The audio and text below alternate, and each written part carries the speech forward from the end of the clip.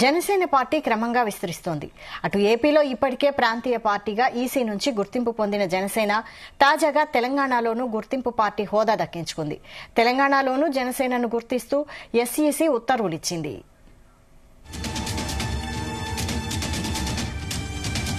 స్థానిక సంస్థల ఎన్నికల్లో గాజు గ్లాసు గుర్తును కేటాయించింది. గతేడాది జరిగిన ఎన్నికల్లో జనసేన ఏపీలో విజయదుందుభి మోగించింది. పోటీ చేసిన అన్ని స్థానాల్లో గెలుపొంది రికార్డు సృష్టించింది. దీంతో రిజిస్టర్ పార్టీ హోదా నుంచి గుర్తింపు పొందిన పార్టీగా మారింది. అలాగే తన పార్టీ గుర్తు గాజు గ్లాసును సొంతం చేసుకుంది. ఈ అంశంపై మరిన్ని డీటెయిల్స్ మా ప్రతినిధి రాధాకృష్ణ అందిస్తారు. Radhakrishna, good morning Vaishali. జనసేన పార్టీకి తెలంగాణ ఎన్నికల సంఘం గుడ్ న్యూస్ చెప్పిందని చెప్పొచ్చు. ఇతర రాష్ట్రాల్లో గుర్తింపు పొందిన ప్రాంతీయ పార్టీగా జనసేనను గుర్తించింది. ఈ సందర్భంగా రానున్న స్థానిక సంస్థల్లో తెలంగాణలో పోటీ చేసే జనసేన అభ్యర్థులకు గాజు గ్లాసును కేటాయిస్తూ ఇప్పటికే తెలంగాణ ఎన్నికల సంఘం నిర్ణయించింది. ఇటు దానికి సంబంధించి పార్టీకి కూడా ఒక లేఖ రాసింది. మొత్తంగా కూడా ఇప్పుడు జనసేనకు సంబంధించి పూర్తి స్థాయిలో ఒక గుర్తింపు పొందిన రాజకీయ పార్టీగా అవతరించిందని చెప్పొచ్చు. ఇటు మొన్నటి అసెంబ్లీ ఎన్నికల్లో, ఏపీలో జరిగిన అసెంబ్లీ ఎన్నికల్లో జనసేన పెద్ద స్థాయిలో భారీ విజయాన్ని సాధించింది.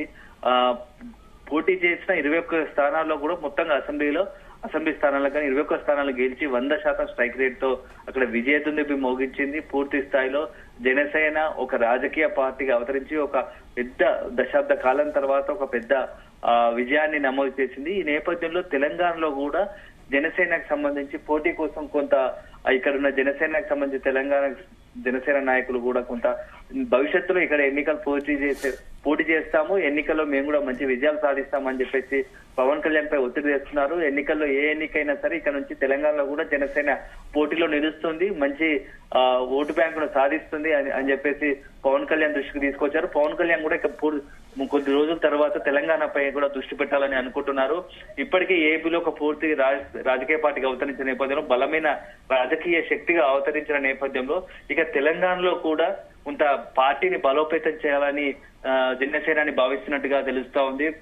రాబోయే స్థానిక సంస్థల ఎన్నికలతోనే ఇక్కడ తెలంగాణలో జనసేన విస్తరణకు ఆలోచనలు చేస్తున్నట్టుగా తెలుస్తోంది, వ్యూహాలు చేస్తున్నట్టుగా తెలుస్తోంది. ఇప్పటికే తెలంగాణకు సంబంధించి కొన్ని కీలక నేతలతో జనసేనాని సంప్రదింపులు జరుపుతున్నాం. అదే సందర్భంలో మొదటి నుంచి ఉన్న జనసేన పెట్టినప్పటి నుంచి ఉన్నటువంటి వ్యక్తులతోని, నేతలతోని పవన్ కళ్యాణ్ టచ్ లో ఉన్నట్టుగా తెలుస్తోంది. త్వరలోనే వీరందరితో భారీ సమావేశాన్ని ఏర్పాటు చేసి తెలంగాణలో ఏ అంశాలపై మనం జనాలకు తీసుకెళ్లాలి, ఎట్లా పార్టీని విస్తరించాలి అని చెప్పేసి కొంత చర్చ జరిగినట్టుగా తెలుస్తోంది. వీలును బట్టి స్థానిక సంస్థలకు ఎన్నికలకు ముందే ఒక 2 రోజుల పాటు తెలంగాణలో ఉండి తెలంగాణ రాజకీయ సంబంధించి పూర్తి స్థాయిలో ఇక్కడ ఉన్న జనసేన నాయకులతో చర్చలు జరపాలని చూస్తున్నారు. ఈ చర్చలో భాగంగా ఇక్కడ ఉన్న మేధావులు, అదే విధంగా ముఖ్యంగా జనసేనకు పవన్ కళ్యాణ్ కు ఓటు బ్యాంక్ గా నిలిచేది యువత, పవన్ కళ్యాణ్ అభిమానులు. సో ఫస్ట్ వారిని బేస్ చేసుకొని చేస్తారు. తర్వాత నెక్స్ట్ విడతగా విద్యార్థి సంఘాలు, ఎందుకంటే ఉస్మానియా, కాకతీయ లాంటి ప్రధాన యూనివర్సిటీలు ఉన్నాయి. అలా యూనివర్సిటీలో ఎన్నికలు అంటే పోరాటాలు చేసి నిత్యం జనాల్లో ఉంటూ యాక్టివ్ గా ఉన్నటువంటి కొంతమంది స్టూడెంట్ లీడర్ల మీద ఆ జనసేనాని ప్రత్యేకంగా దృష్టి పెట్టినట్టుగా తెలుస్తోంది.